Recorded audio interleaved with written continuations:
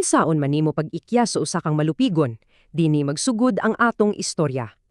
Maoning pangutana nga giatubang sa napulo ka dato sa Borneo kaniadto. Ug ang ilang tubag, ang dagat, ang ilang biyahe na himong pundasyon sa atong mga pagka-Pilipino. Nagsugod ang tanan sa Borneo, ubos sa bangis nga paghari ni Sultan Makatunaw. Layo ra gyud kaayo sila, ang sultan, daotan, ang mga dato, dungganan og maayo. Wala na sila kaagwanta sa iyang kahakog ug sa iyang walay pagtahod sa kababayinan. Busa, nagtigom sila gipanguluhawan ni Dato Puti para magdesisyon.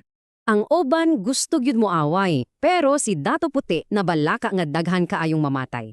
Onya, si Dato Sumakwel na ay nahinumduman, usa ka isla, nindot ug tabunok kuno.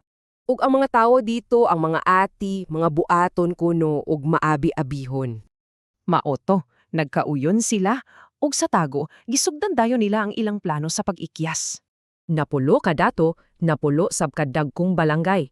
Andam na para sa ilang biyahe. Gidala nila ang tanan, pamilya, gamit, bisan mga lisong o hayop para sa uma. Human sa taas nga biyahe, sa katapusan, yuta! Nakaabot sila sa Aninipay, upanay karon. Ug dito, ilang namit ang leader sa mga lumad nga ati, si Dato Marikudo.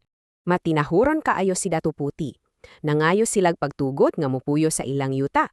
Nakigsabot si Dato Marikudo sa iyang mga tao, ug dayon, gi-welcome sila isip mga higala. Ug isip pasalamat tanawara, naghatag ang mga dato og bulawanong salakot ug batya. Dayon, nagparty sila. Usa ka dakong kumbira para sa ilang bag-ong panaghigalayan. Ang mga bag-ong abot mipuyo sa kapatagan, samtang ang mga ate dito sa kabukiran.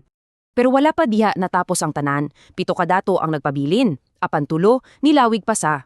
Kining tulo, nakaabot sa Batangas sa Luzon, ug dikto na sab sila nagpuyo. Gikan sa Borneo, paingon sa Panay ug Luzon, sila ang nahimong katigulangan sa mga Pilipino. Gikan sa usa ka desisyon para sa kagawasan, usa ka nasod ang naporma.